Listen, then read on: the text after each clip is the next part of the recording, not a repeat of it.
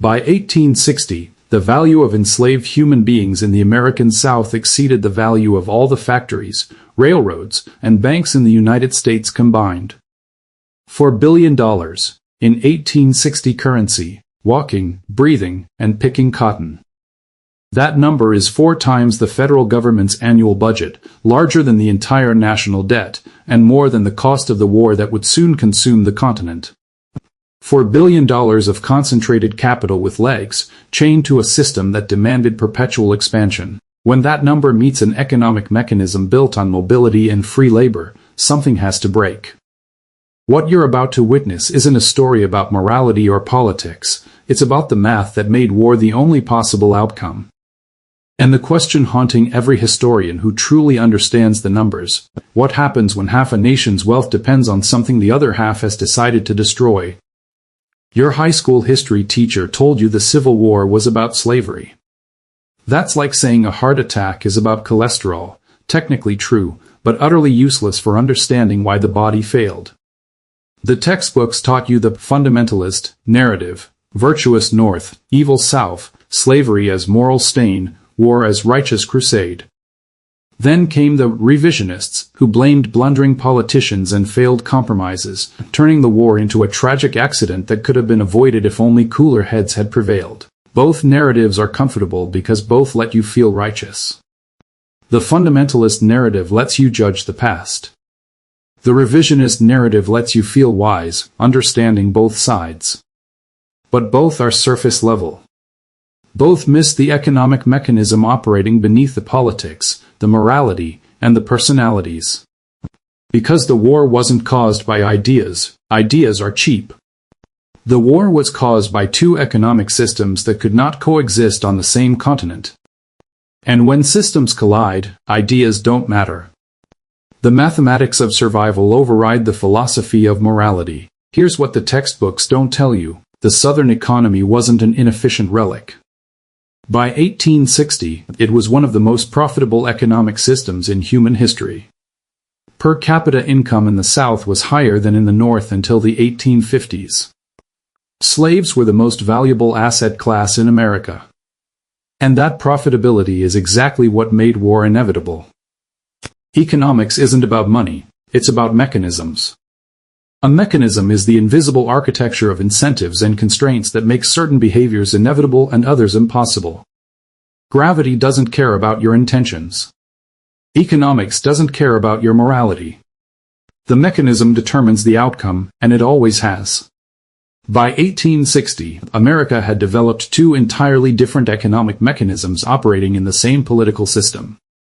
The northern mechanism was built on industrial capitalism, free labor mobility, national infrastructure, protective tariffs, and centralized banking. It was a machine that needed workers who could move freely between farms and factories, goods that could travel on national railroads, and capital that could coordinate across state lines. Its survival required the federal government to build roads, protect industries, and guarantee that labor could flow to where it was needed most.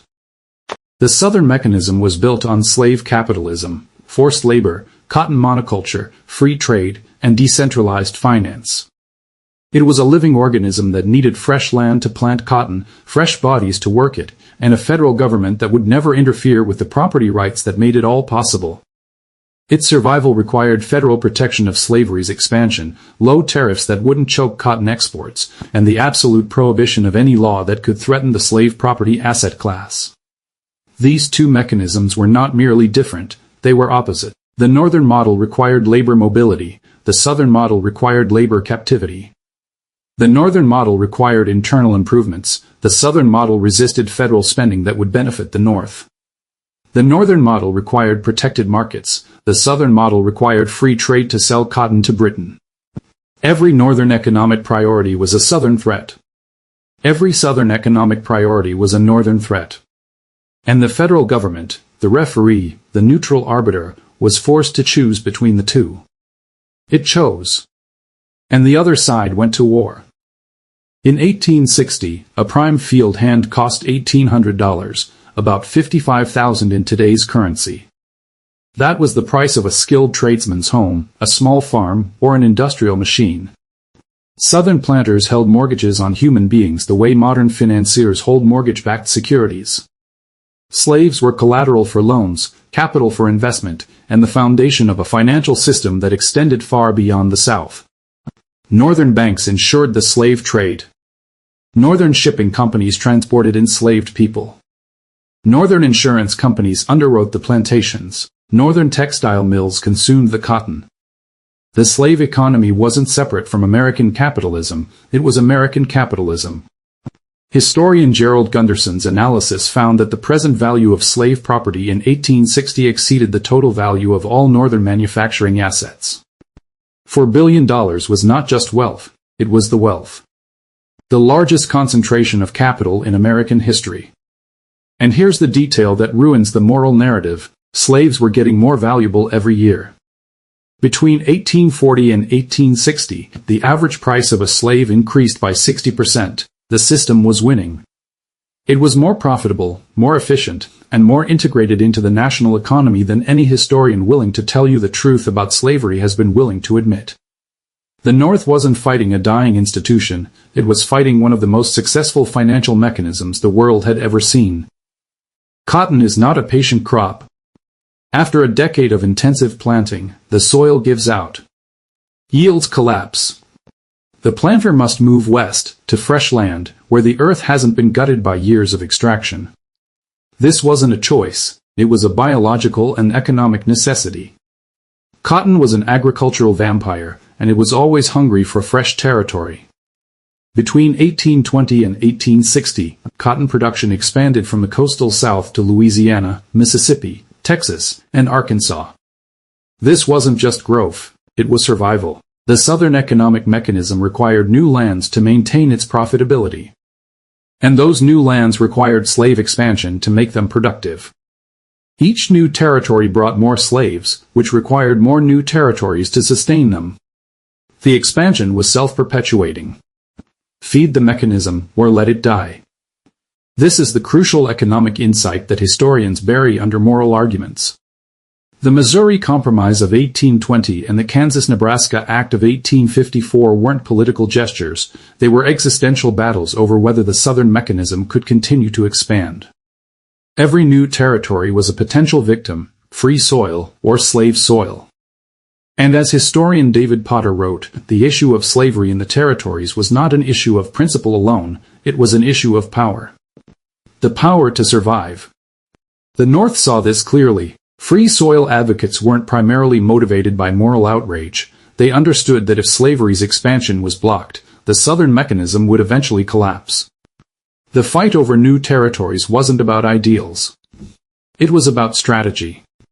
If the South couldn't expand, it would die. And the North was determined to stop that expansion at any cost. The North's economic mechanism was built on a single principle: mobility. People needed to move, not just across state lines, but from farms to factories, from rural poverty to urban wages, from one industry to the next as technology evolved. Free labor capitalism required that workers could choose where to sell their labor, that capital could flow to where it was most productive, and that goods could travel on a national network of infrastructure. Between 1840 and 1860, Northern Railroad mileage tripled. The Erie Canal connected the Great Lakes to the Atlantic. Telegraph lines linked New York to Chicago. The North was building the skeleton of a national market system, the same system that made the American economy the dominant force of the 20th century. But the Southern mechanism couldn't tolerate this. The railroads that benefited Northern industry didn't serve Southern cotton ports. The canals that opened the West to Northern settlement were built on Southern tariff revenues. The protective tariffs that shielded Northern textile mills raised the price of Southern imports. Every Northern economic achievement required Southern sacrifice. The Homestead Act of 1860, passed by Congress but vetoed by President Buchanan, was the most terrifying threat to the Southern mechanism. It promised free land to settlers who would develop the West, free soil, free labor. A Northwest of farmers and tradesmen, not planters and slaves. If the Homestead Act had passed, the South's expansion imperative would have been choked at birth. The mechanism would have suffocated. The South understood this. And that understanding, more than any moral argument, drove them to secession. Every compromise proposed in the winter of 1860–61 had one thing in common: it required one economic mechanism to sacrifice itself for the other. The Crittenden Compromise was the last desperate attempt to preserve the Union through concession. It would have restored the 36°30' line of the Missouri Compromise, protected slavery south of that line in perpetuity, and guaranteed that Congress would never interfere with slavery in the existing states. To the North, this was surrender. It would have turned the Western territories into a permanent slave empire, blocking free labor expansion forever, choking the Northern mechanism's ability to grow. To the South, the compromise wasn't enough. It didn't guarantee protection for slavery in territories acquired in the future, didn't force Northern states to enforce the Fugitive Slave Act, didn't protect slavery from the long-term demographic pressure of free labor immigration. Lincoln rejected the compromise.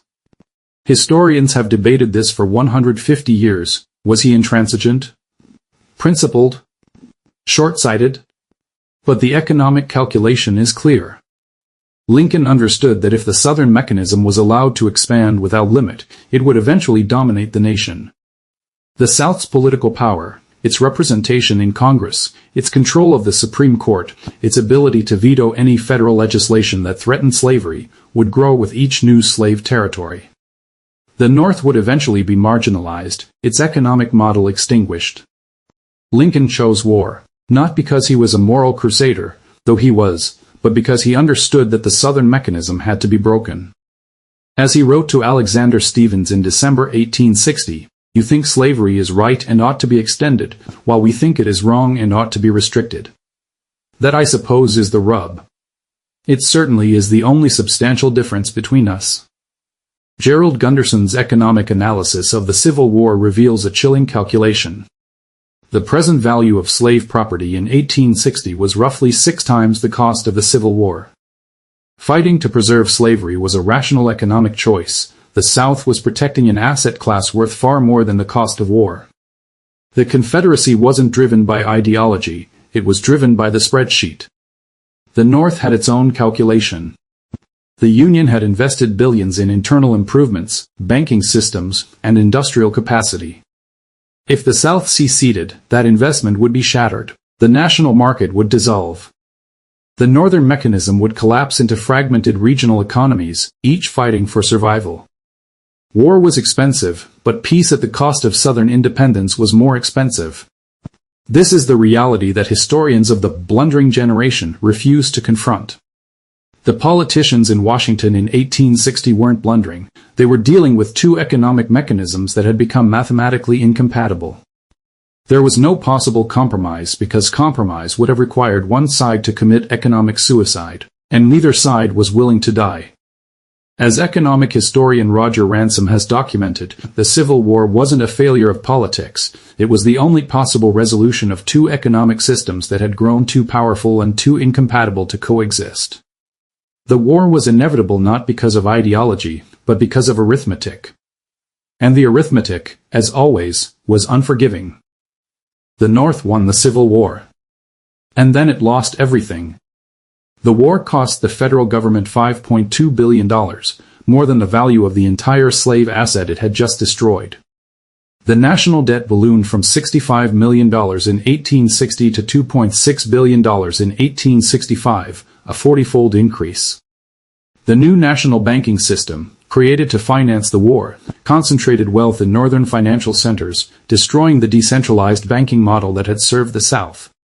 The industrial economy that emerged after the war was built on the corpses of both economic mechanisms that had existed before it. The South was annihilated. $4 billion in slave property, the largest concentration of capital in American history, was erased in a single legal act. The Southern economy was shattered, its infrastructure destroyed, its labor force liberated, its capital investment obliterated. The South would not recover economically for nearly a century. It remains the poorest region of the United States, a living monument to the cost of economic collision. And the North? The North was transformed beyond recognition. The war accelerated industrialization, centralized banking, and corporate power in ways that would eventually produce the Gilded Age's robber barons, the Panic of 1873, and the concentration of wealth that still shapes American capitalism. The victory destroyed the North's original mechanism, a decentralized, small capitalist system, and replaced it with something nobody had intended.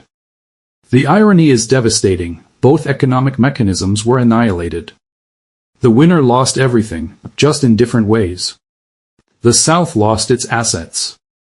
The North lost its economic soul, and 600,000 men died to produce a system that neither side had wanted. The economic mechanism, having consumed both societies, was left standing, waiting for the next collision. Today, $14 trillion in fossil fuel assets are the new slaves, concentrated capital that can't survive without expansion. The oil and gas industry, like the cotton industry, requires constant new extraction to maintain profitability. Its survival depends on finding new wells, new pipelines, new markets. It has an expansion imperative that is biologically and economically identical to slavery's need for new lands. And the renewable economy is the new industrial North, demanding infrastructure, mobility, and transition. Solar, wind, and electric vehicles require the opposite of fossil fuels: decentralized energy production, localized consumption, and structural transformation of existing economic systems. The two mechanisms cannot coexist indefinitely. They are heading toward the same collision that destroyed the American economy in 1861. The fossil fuel industry is making the same calculations the Southern planters made. The present value of fossil fuel assets is so enormous that fighting the transition is economically rational. For the owners of those assets, the cost of climate action is high, the cost of inaction is higher. But just like the Civil War, the rational calculation of asset owners is driving us toward conflict, not compromise. We're watching the same debates. Should we protect existing capital or build new infrastructure? Should we subsidize the transition or protect the incumbent industries? Should we allow expansion or impose limits? These aren't political questions. They're economic ones. And the answer is always the same: when mechanisms collide, war is the only possible outcome. The Civil War wasn't a moral failure. It wasn't a political failure. It was a mathematical failure, two economic equations that couldn't both be solved. The universal law is this: when two economic mechanisms require contradictory outcomes, conflict is inevitable. Compromise isn't possible because mechanisms don't compromise, they either grow or die. There is no middle ground. And the danger of moral narratives is that they make us feel righteous while blinding us to the underlying forces. We condemn the past. We feel superior to the slaveholders. We congratulate ourselves on our enlightenment. But we don't understand the mechanism. And that means we can't see the collisions building in our own time. If you don't understand the mechanism, you can't predict the crash. You can't see the war coming. You can't prevent the collision. You're just a passenger on a train that's heading toward a bridge that's already on fire, and you think you're in control. This is the lesson of the Civil War. It's not about slavery. It's not about states' rights. It's about mechanisms. And if you don't understand the mechanism that's driving your own economy, you're going to wake up one day in a war you didn't see coming, fighting for a system you didn't choose, surrounded by the consequences of decisions you didn't make. The mechanism is the same. And it never loses. If you caught the moment when I said the Southern economy was actually winning economically, and you understood why that made war inevitable, not tragic or accidental, drop a hashtag mechanism in the comments. I need to know who's paying attention. I need to know who saw the mechanism. Most people will watch this video and miss the point entirely. They'll hear slavery and states' rights and their brains will shut down. They'll argue about morality and politics and miss the underlying economics entirely. But not you. You stayed. You saw the mechanism. You're not most people. You're the elite of people who actually understand how history works. If you want to see the hidden economic mechanisms behind every major historical event, the forces that drive wars, depressions, and revolutions, then you need to join the forensic elite. Subscribe now. We're the people who see through the surface-level narratives. We're the people who understand that economics, not morality, drives history. And here's my question to you. What economic mechanism do you think is heading toward collision today? Is it fossil fuels and renewables? Is it something else? Tell me in the comments. I read every single one. I need to know if you saw it. Drop #mechanism. Subscribe. And let me know what you think.